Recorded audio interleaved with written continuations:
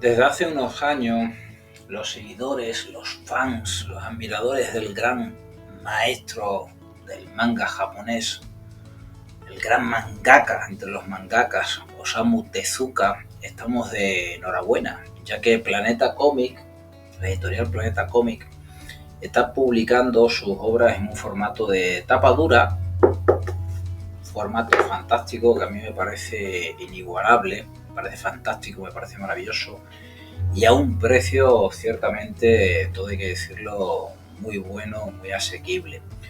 Tanto por el blog como por el canal de Cómo Quieres que Cuente Estrellas hemos comentado, hemos reseñado algunas de estas obras. Y es verdad que no puedo hacerlo con todas, porque es verdad que no tengo todas, no las he leído todas, pero cada vez que puedo, como es este caso, me hago con alguno de los tomos de la biblioteca Osamu Tezuka. No en vano, como algunos sabréis, mi alter ego, mi mote, como decimos por Extremadura, mi mote, Duncan de Gross, es un personaje correspondiente a la última serie de animación que hizo el gran maestro antes de fallecer. Destello Azul se llamaba esta serie de animación, de la cual aún no me he hecho más allá que de algún episodio suelto, no me he hecho con toda la serie completa, y que emitió Telecinco en España a comienzos de la década de los 90. Yo creo que ya va a ser muy difícil que yo me haga con toda la serie, pero bueno, nunca es tarde. En esta ocasión, el cómic que os presento, este de aquí, es en realidad una antología, una recopilación de relatos cortos, 6 cómics breves, son 6, y autoconclusivos, y un cuento ilustrado con con una viñeta, el tema de los cómics, bastante pequeña, que ya me cuesta leer, porque entre la presbicia y la vista, que no la tengo muy allá, pero sin duda alguna, purísimo Osamu Tezuka, que hay que leer, que vas a disfrutar y, al ser posible, si puedes, debes atesorar.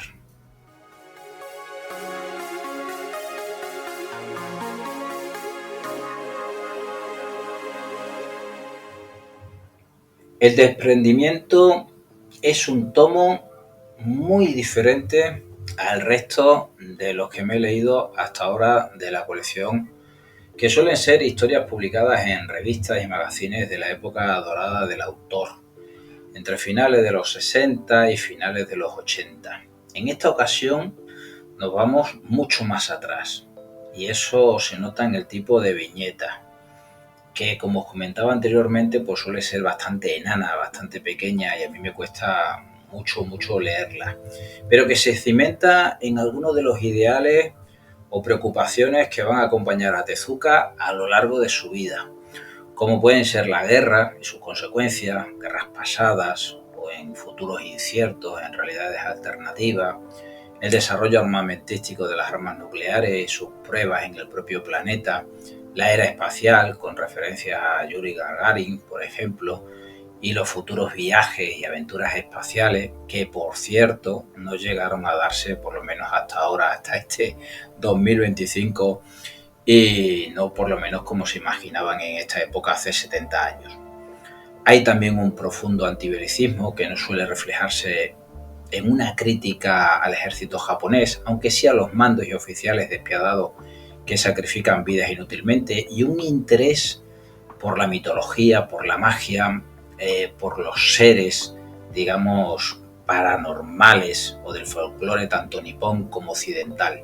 Y todo aderezado con pequeñas dosis de drama, acción y con presencias infantiles y o juveniles que, si no son siempre protagonistas, sí tienen una fuerza en sus obras importante. Al fin y al cabo, estos cómics publicados en revistas iban destinados a un público joven con una gran imaginación, y Tezuka sabía para quién escribía y dibujaba.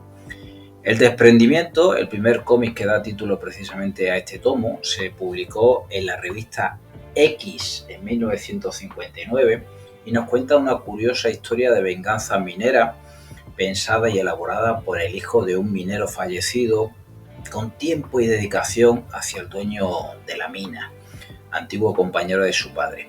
El protagonista, que suele ser un tipo de personaje muy repetitivo en las obras de Tezuka, no es en vano, digamos, una derivación de su propio Astro Boy, o sea, es perfectamente Astro Boy, quiero decir. Lo vamos a ver en distintas historias y cómics a lo largo de su carrera, de toda su carrera. La segunda historia que os vais a encontrar aquí se titula Flores en Tierra Yerma.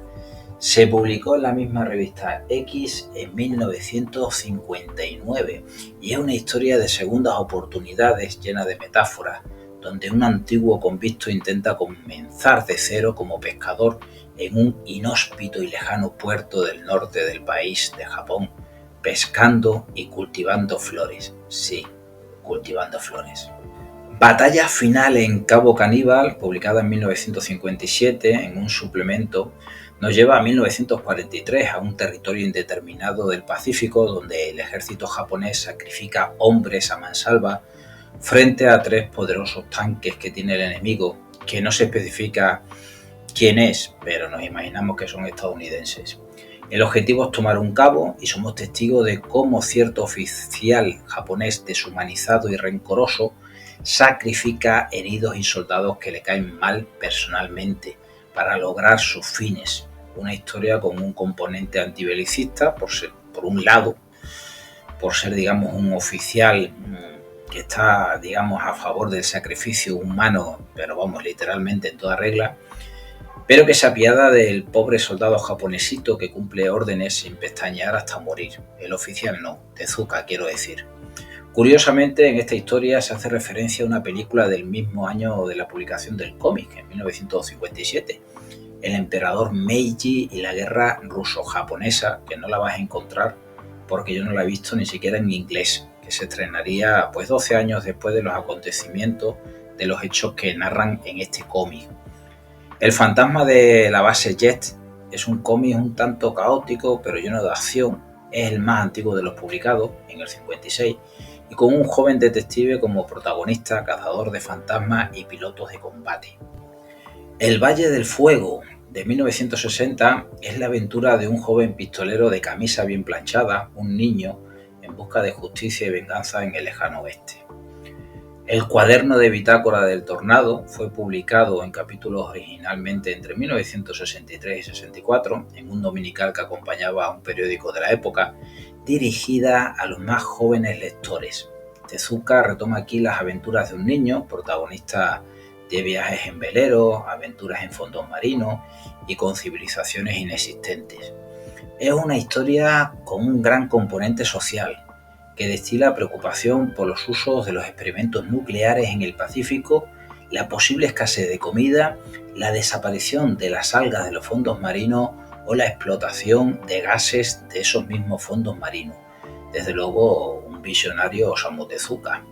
Para cerrar las 247 páginas del tomo, tenemos un cuento ilustrado titulado Alas y polvo de estrellas, publicado en partes en capítulos entre 1961 y 1962, donde unas alas mágicas provenientes de un hada o un ángel, porque ni siquiera el hada ángel sabe muy bien lo que es, llegan a manos de un niño que corre 1000 aventuras con ellas.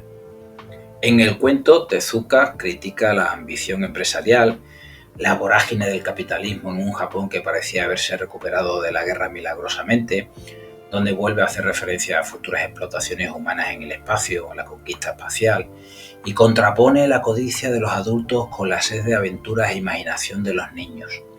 En definitiva, El desprendimiento es una obra curiosa e imprescindible si eres fan, como yo, de Osamu Tezuka. Yo reconozco que no es de lo mejor que me he leído. Ojo, de él. No os voy a mentir, no es de lo mejor. Aunque también hay que entender que aquí lo que tenemos es el germen, digamos, el inicio del gran maestro del manga en el que se convertirá en unos pocos años después, una década después. Si creyera de todas maneras que no merece la pena, no me hubiera molestado en hacer esta reseña. Podéis estar seguro de ello y por eso lo recomiendo. No es de lo mejor de Osamu Tezuka, no es de lo mejor, no os miento, repito, pero merece la pena. Por cierto, su precio ronda los 16 euros, que no es nada cuando lo que estás adquiriendo es pura historia del manga japonés, historia de hace 70 años. Yo, de momento, lo dejo por aquí. Ya me comentaréis si lo leéis el desprendimiento que os pareció, y antes de irme, como siempre, dos cosas. La primera, agradeceros de corazón que estéis ahí, se nota mucho en el día a día. Muchas gracias. Y lo segundo, que os voy a dejar por aquí un vídeo que yo creo que nadie lo va a ver porque ninguno habéis llegado hasta aquí. Estoy convencido de ello. Pero bueno, decirme adiós porque yo me voy. Nos vemos.